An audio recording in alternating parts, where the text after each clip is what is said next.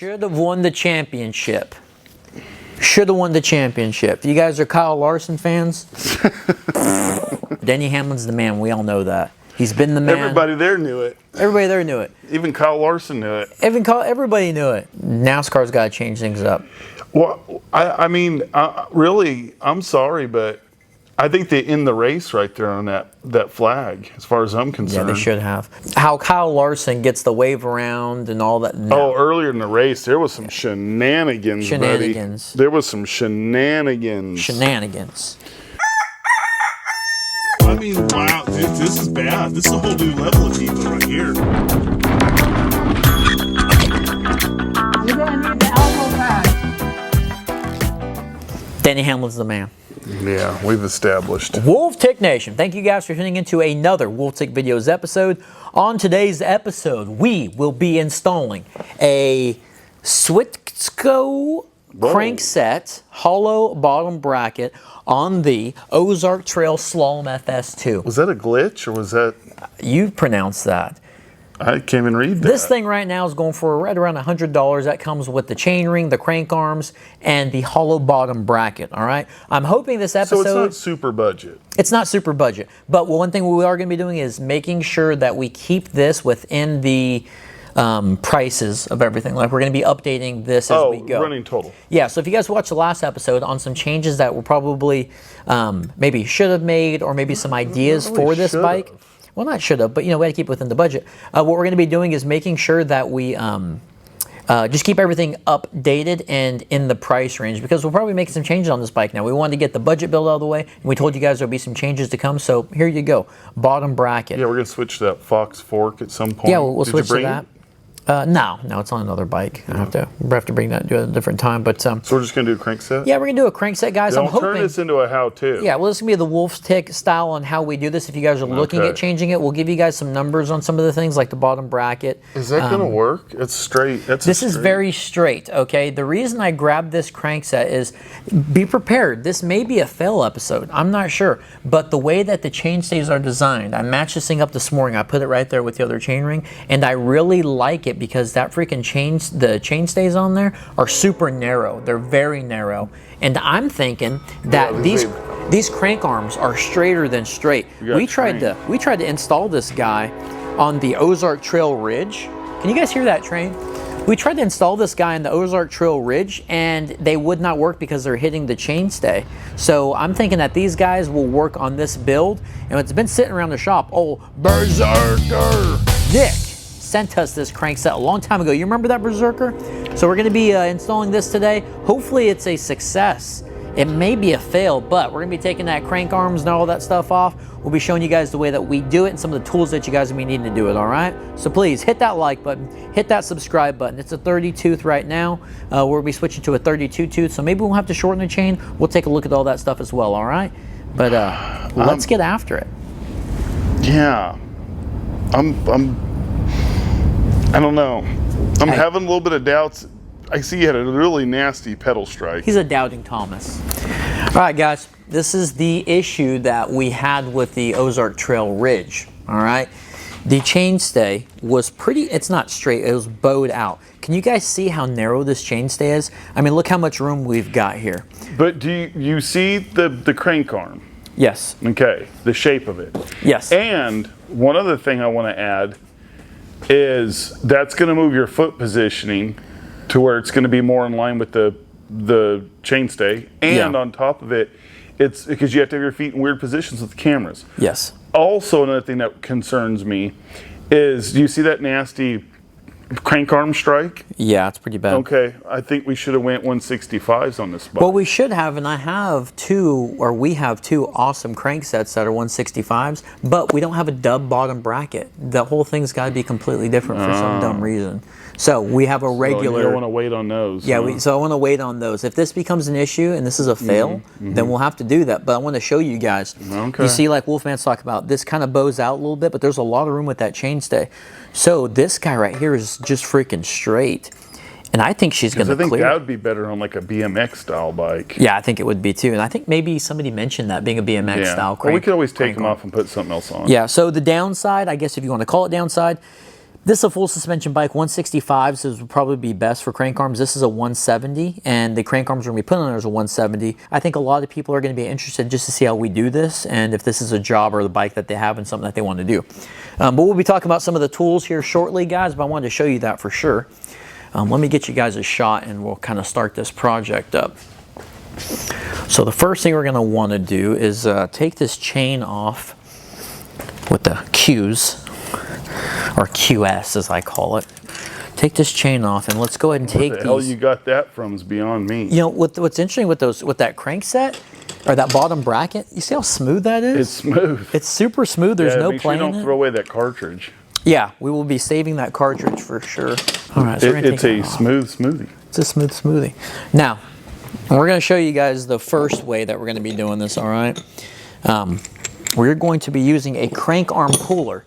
Now, crank arm pullers, you can get them in all different shapes and sizes, all right? This guy here we've had for years. And when I say years, years. Oh, yeah. That's back in the day.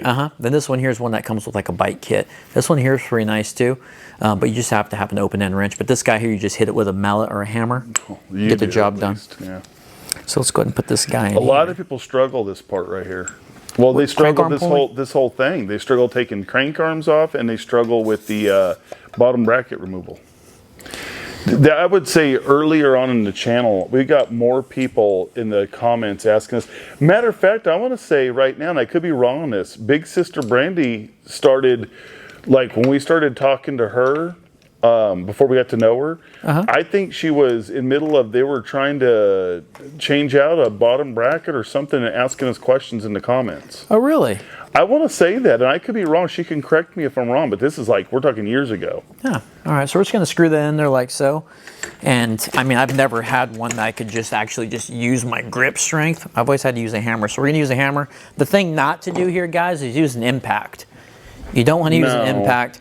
I'll never forget back in the day, I tried to do it. Impacts belong around bikes. I tried to do that sucker with like a damn monkey wrench or something. You remember that? Did. When you were like in the cabin back in the day, and I was like, I'm going to do this, see if Wolfman doesn't get mad. Oh, is that when you tore up? The one when I come out and look, and you had tore up the tiramisu? Yes. Oh, you tore that bike apart, Yeah, man. Where's the mallet at? I left it at the shop. We need a shed. We should do a GoFundMe for a shed.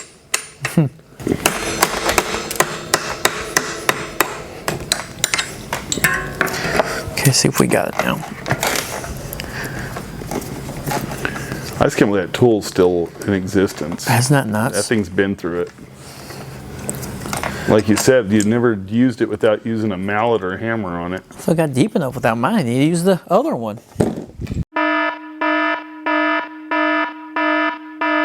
Damn. I'll tell you what, all that screwing on this thing tore all these aluminum threads out. Yeah, I knew it was going to. Wow. It might be a fail right now. Holy crap. Yeah, when you use steel on aluminum threads, it's usually a recipe for disaster. Now see if this tool right here will actually line up. This here is used for pulling little pulleys or pulling windshield wipers. I use it for pulling rear windshield wipers off. So we can actually attach this.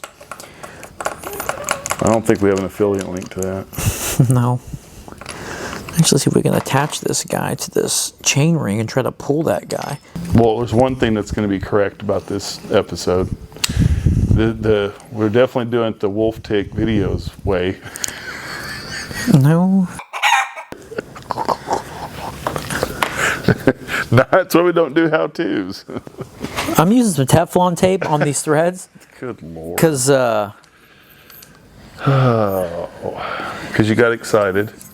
well, the damn thing's stripped out, Daddy. Yeah, I know. I know. It's stripped. But I mean, I'm going to have to resort to some weirdness. you have to use finesse. I'm hoping this grasshopper. works. Finesse. Heck, I was about to use some super glue. I hope this works. This is a tight crank arm. Well, I can't screw that. Oh, no, don't do that. This is crazy. This might be one of those 8-minuters you talk about that you used to want to do all the time. I'd tell you, now we need 20-minute episodes, not 8-minute episodes. This is gonna be an 8-minute. This is ridiculous, man. I mean, I tried the crank arm puller. It will not go. It won't fit because it's just a little too wide. You mean the puller thing? Yeah, my pulley puller. Use it for steering wheels and stuff. I'm hoping this works. If this doesn't, this will be a fail. Because the last thing I want to do is wedge something in there and try to finagle it out like that. I'm not going to destroy the bike. No. We'll see if this will work. Okay, come on, baby.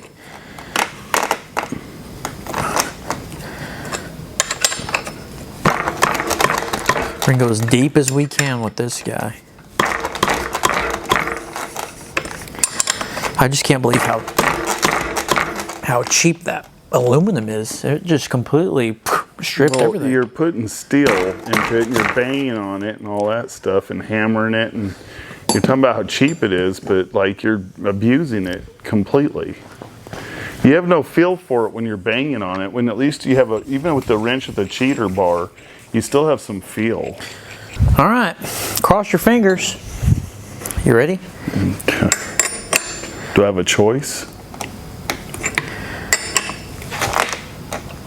Well, I thought she was going. She was just pulling the threads out of the crank arm. Okay, we're just pulling out of the crank arm. Son of a... It's just tore up. Yeah. Oh my gosh. Now we're gonna have to call it a fail, and you have to get on a grinder. I didn't want to resort to this, but I got It's protection. never good. When the grinder comes out, it's never good. Just be careful.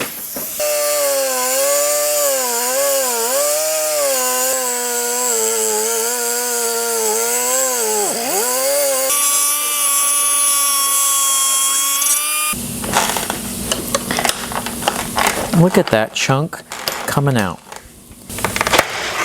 It's gonna fire off and hit me.